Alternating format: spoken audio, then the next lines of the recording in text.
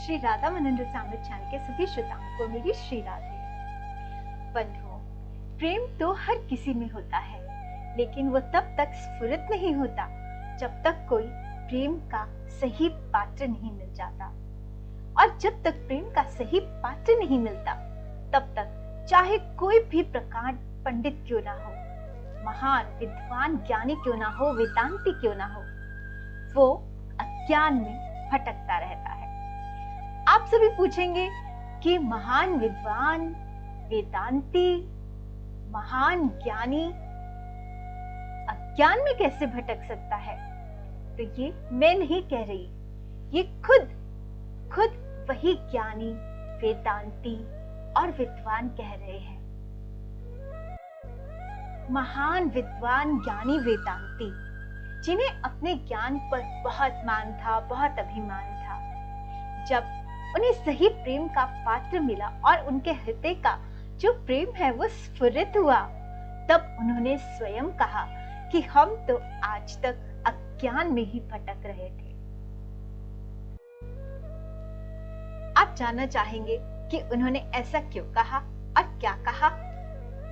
तो ठीक है, उससे पहले आप मेरे चैनल को सब्सक्राइब कर लीजिए और बेल आइकन को प्रेस कर लीजिए ताकि आने वाली वीडियोस भी आपको मिलती रहें। और लाइक और कमेंट करके बताइए कि आपको ये वीडियो कैसी लगी और इसे औरों से भी शेयर कीजिए ताकि सभी के ज्ञान में और प्रेम में वृद्धि हो।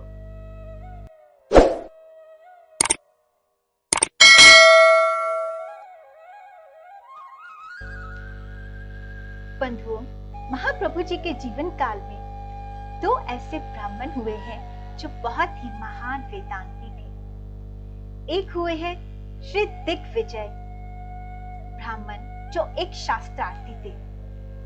उन्होंने सरस्वती माँ को सिद्ध कर लिया था, अर्थात कि अब सरस्वती माँ को सिद्ध करने के बाद वो कहीं भी शास्त्रार्थ करने जाएंगे तो कभी उनकी पराजय नहीं। वो कभी भी किसी भी शास्त्रार्थ में पराजित नहीं होते थे, जिसके बल पर उन्होंने महान पद प्रतिष्ठा, मान सम्मान, धन दौलत आदि कमा लिया था। लेकिन उसी के साथ धीरे धीरे बढ़ता गया उनका घमंड, उनका अभिमान, उनका अहंकार। दिग्विजय जी को लगने लगा कि अब उन जैसा वेदांती शास्त्रार्थी कोई भी नहीं है। उनके इसी घमंड को महाप्रभु जी ने अपनी कृपा करके खंडित किया, घमंड तोड़ दिया। जब महाप्रभु जी से शास्त्रार्थ में पराजित होकर,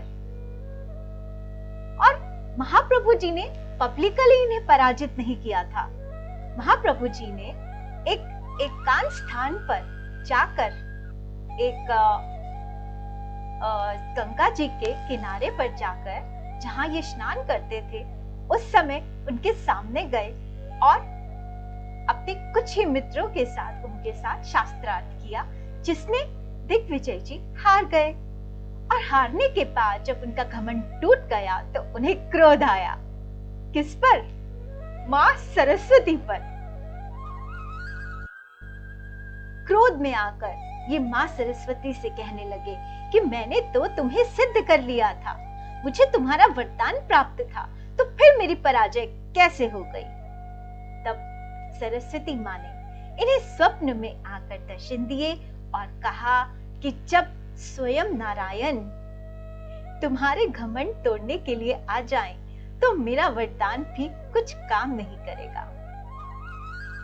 जिन महाप्रभु ने तुम्हारा घमंड तोड़ा है, जिससे तुम्हें लग रहा है कि तुम पराजित हुए हो, वो स्वयं नारायण के ही अवतार है। तुम जाकर उनकी शरण को ग्रहण कर लो। तब उन्होंने महाप्रभु जी की शरण को ग्रहण किया और ये उनके गोल्डन वर्ड्स रहे हैं कि अभिमान पतन का मुख्य कारण है। पद प्रतिष्ठा की सूखरी विष्ठा को खाते खाते मैं भी पतित हो गया हूँ। महाप्रभु जी, मेरा उद्धार कीजिए। तो इतने महान ज्ञानी वेदांती जिन्होंने पद प्रतिष्ठा मान सम्मान धन दौलत सब कुछ जिस ज्ञान के बल पर अर्जित किया, उसके साथ साथ उनका घमंड भी जब अर्जित हो गया, तब उन्हें यही पद प्रतिष्ठा आदि सुखरी विष्ठा लगने लगे। तो जिस पद प्रतिष्ठा मान सम्मान धन दौलत को पाकर आप में अभिमान आ जाए, वो सुखरी विष्ठा से ज्यादा कुछ नहीं। बस यही पद प्रतिष्ठा मान सम्मान धन दौलत का अहंकार आपको प्रभु से महाप्रभु बनने में रुकावट पैदा करता है, क्योंकि एक अहंकारी पुत्रेष्णा वित्तृष्णा और लोकेष्णा में अज्ञानियों की तरह भटकता रहता है महान ज्ञानी होने के बाद। और फिर एक दिन जब उसे अपने इस अहंकार का अभिमान का ज्ञान होता है, उस दिन वो स्वतः ही कहने लगता है कि मैंने ऐसा क्या पाना था जो मैंने खुद को खो दिया। तो ये तो बात हुई उन दिग्विजय ब्राह्मण की जो अहंकारी थे और जिन्होंने बाद में अपने अहंकार का त्याग करके महाप्रभु की शरण ली और उन्हें प्रेम का मार्ग मिला। लेकिन इन्हीं के जैसे एक और ब्राह्मण थे जो कि शास्त्रार्थी तो नहीं थे, सन्यासी थे। मठधारी सन्यासियों में सर्वश्रेष्ठ माने जाते थे, सरस हृदय के स्वामी थे, कवि थे, अहंकारी नहीं थे। लेकिन सब कुछ होते हुए भी, भावुक होते हुए भी, एक प्रेमी होते हुए भी महाप्रभु जी के अस्तित्व को ये बहुत आसानी से स्वीकार नहीं पा रहे थे। उन्हें अभी तक कोई ऐसा प्रेम का पात्र नहीं मिला था जिसे देखकर उनके हृदय में प्रेम प्रस्फुरित हो। और महाप्रभु जी से जो इनका आरंभिक योग रहा वो बहुत ही रोचक है। आइए अब उसको श्रवण करते हैं।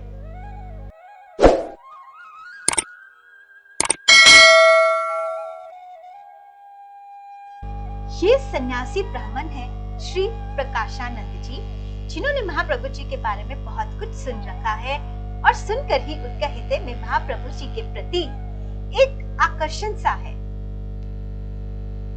अब संसारियों का आकर्षण कैसा होता है कि जितनी जल्दी होता है आकर्षण, उतनी ही जल्दी मोह में परिवर्तित होता है, और जैसे ही मोह भंग होता है वैसे ही आकर्षण भी समाप्त हो जाता है। लेकिन दो भक्तों के बीच में जो आकर्षण होता है उसका आधार होते हैं भगवान, भगवान का नाम, भगवान का स्मरण, भगवान का कीर्तन। और क्योंकि मूल में भगवान है, इसीलिए ये आकर्षण परिवर्तित होता है प्रेम में, और प्रेम स्थायी होता है। लेकिन ये इस आकर्षण से प्रेम तक का जो कन्वर्शन है वो धीरे धीरे होता है, क्योंकि ज्ञानी जो है वो अज्ञानियों की तरह या मोह में पड़े हुए लोगों की तरह बहुत जल्दी विश्वास नहीं करते हैं। कहते हैं ना, कोई चीज हमें अच्छी भी लगती है तो भी हम उसे ठोक बजाकर उसका परीक्षण करते हैं। तो बस ये ऐसे ही होते हैं। इन सन्यासी के हृदय में महाप्रभु जी के लिए आकर्षण है, बहुत आकर्षण है। लेकिन इस आकर्षण का कारण कह लीजिए या एक खिंचाव कह लीजिए, इन्होंने महाप्रभु जी से पत्राचार भी किया है। कुछ शास्त्र के प्रश्नों का पत्राचार इनमें हुआ है, जिसमें महाप्रभु जी ने इनके प्रश्नों का उत्तर दिया है। और उन प्रश्नों के उत्तर को पढ़कर ऐसा नहीं हुआ कि इन सन्यासी ब्राह्मण के हृदय में महाप्रभु जी के लिए कोई द्वेष उत्पन्न हुआ हो या इनके किसी अहंकार को चोट लगी हो। अहंकार होगा तो ही तो चोट लगेगी। इनमें अहंकार नहीं है, इनमें कोई द्वेष या कोई दुर्भावना नहीं है। इनके हृदय में वो आकर्षण जो है वो प्रेम का ही एक रूप है, और इसीलिए उन प्रश्नों के उत्तर को पढ़कर इनका आकर्षण जो है वो और ज्यादा महाप्रभु जी के प्रति बढ़ गया है और धीरे धीरे प्रेम में परिवर्तित हो रहा है। और ऐसा भी समय आया कि चातुर्मास करने के लिए महाप्रभु जी अपने एक अनुयायी के घर पे ठहरे, जो कि इनके मठ के बहुत ही करीब था। लेकिन इनके मन में तो बहुत इच्छा है कि महाप्रभु जी जो है इनसे मिलने के लिए उनके मठ में आए, लेकिन महाप्रभु जी जानते हैं कि मैं गया तो कुछ ना कुछ तो वाद विवाद जो है वो होगा ही, और महाप्रभु जी इस वाद विवाद से बचना चाहते हैं। तो महाप्रभु जी इनके मठ में नहीं गए, और इधर उनके मन में ये बात चल रही है कि महाप्रभु जी मेरे मठ में मुझसे मिलने के लिए नहीं आए। अब ये महाप्रभु जी के मठ में महाप्रभु जी के पास मिलने नहीं जाते, ये क्यों नहीं जा रहे हैं? ये आंकलन करने में लगे हैं कि महाप्रभु जी ना तो कोई वयोवृद्ध हैं, ना ही कोई विद्यावृद्ध हैं, ना ही कोई बहुत प्रसिद्ध हैं, बहुत ही प्रतिष्ठित व्यक्ति हैं। कुल मिलाकर इनके दृष्टि में महाप्रभु जी कोई विशेष व्यक्ति नहीं है जिनके लिए ये अपने मठ से उनके जो जहां वो निवास कर रहे हैं वहां जाकर मिले। लेकिन फिर भी इनके मन में महाप्रभु जी से मिलने की, वो कहते हैं ना, एक टसक सी या वो टीस सी है, वो है। अब वो टीस भी इतनी है कि वो है तो वो प्रेम, लेकिन वो बाहर गुस्सा बनकर निकलती है। जब भी कोई आकर महाप्रभु जी की उनको कोई सूचना देता है, कोई बात बताता है, तो वो जो उनके अंदर का आकर्षण और उनके अंदर का प्रेम है वो प्रकट होता है महाप्रभु जी के लिए निंदक सूचक शब्दों में। मतलब वो महाप्रभु जी की निंदा ही कर देते हैं, महाप्रभु जी को नीचा ही दिखा देते हैं। महाप्रभु जी के प्रति हमेशा कटाक्ष करते हैं, कुछ भी अच्छा उनके बारे में नहीं बोलते, लेकिन फिर भी उनके मन में मिलने की एक, कहते हैं ना, एक चटपटी सी लगी है। वो उनसे और प्रश्नोत्तरी करना चाहते हैं। तो इस तरह से अभी तक उनके बीच का जो योग चल रहा है महाप्रभु जी से, ये इस तरह का चल रहा है। लेकिन अब योग के बाद आता है सुयोग, जबकि एक ऐसा संयोग बना कि दोनों को ही एक जगह पर बुलाया गया, एक विद्वानों की एक मीटिंग में, एक सम्मेलन में उन दोनों को ही बुलाया गया, जहां पर प्रकाशानंद जी को महाप्रभु जी से मिलने का एक मौका, उनको देखने का एक मौका मिल ही गया। अब जब प्रकाशानंद जी ने देखा कि महाप्रभु जी आते ही किसी बड़ी सी प्रतिष्ठित पीठ पर नहीं बैठे, आकर नीचे ही बैठ गए हैं, तो वो उनसे और ज्यादा प्रभावित हो गए। महाप्रभु जी की सरलता ने, विनम्रता ने प्रकाशानंद जी का आकर्षण जो था अपने प्रति और बढ़ा लिया।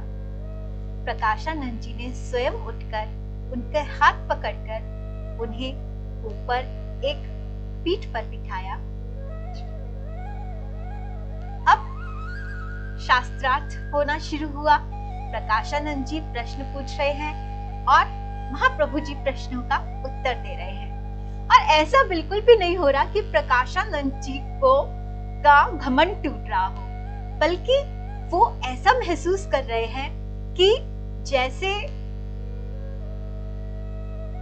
वो उत्तर सुन सुन के उनके हृदय को एक सुकून मिल रहा है, जैसे बहुत अच्छा लग रहा है उन्हें उत्तर सुनने में, और उसी आनंद को महसूस करने के लिए वो प्रश्नों पर प्रश्न किए जा रहे हैं और महाप्रभु जी उनका बहुत ही सरलता से, तन्मयता से, भक्ति में भरकर उसका उत्तर दिए जा रहे हैं।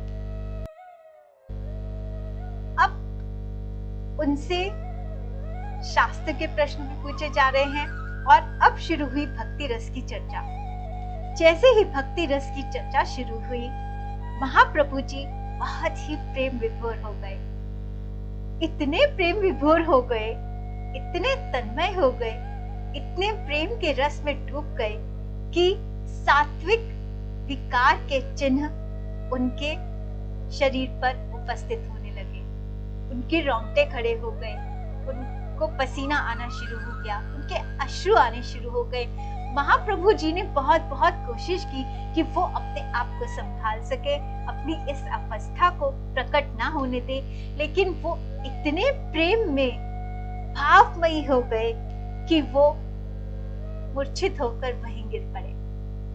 प्रकाशानंद जी तो बहुत घबरा गए उनकी इस अवस्था को देखकर, भाग कर गए और उन्हें अपने ही वस्त्र से पंखा करने लग गए। लेकिन इस समय उनका हृदय चीख चीख कर उनसे कह रहा है कि प्रकाशानंद, ये वही भगवान है जो तुम्हारे अज्ञान को दूर करने के लिए आए हैं, स्वयं इस सन्यासी का रूप लेकर आए हैं।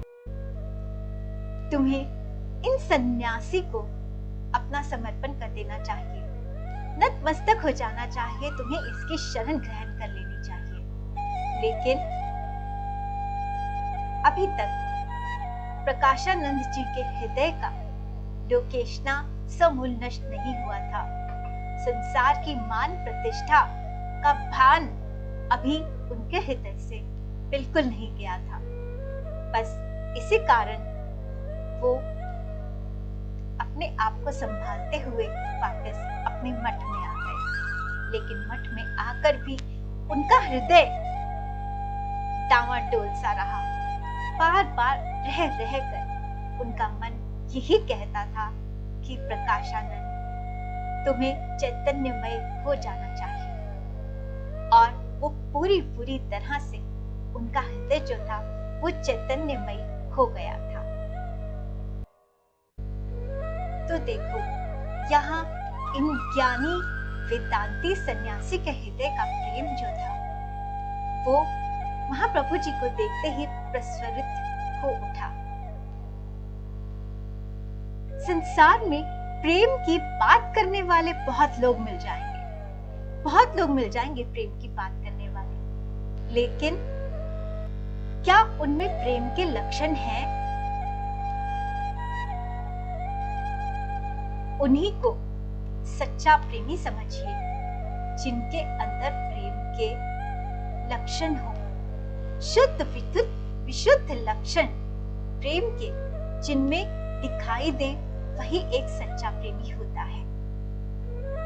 वही आपके हृदय के प्रेम के शुद्ध विशुद्ध अवस्था को समझेगा और वही आपको उस प्रेम के बदले प्रेम दे पाएगा।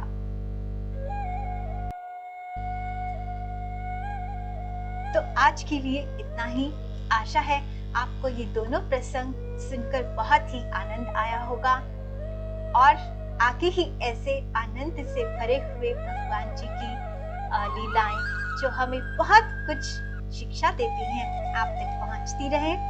आप मेरे चैनल को सब्सक्राइब कर लीजिए, बेल आइकन प्रेस कर लीजिए, लाइक कीजिए, कमेंट कीजिए कि आपको कैसी लगी ये कथा और इसे औरों से शेयर कीजिए ताकि औरों का भी ज्ञान वर्धन हो। तो मैं आपसे मिलती हूँ आगे फिर किसी और ऐसी ही भगवान की चर्चा से भरी, भगवान के भक्त की चर्चा से भरी वीडियो में। तब तक श्री राधे।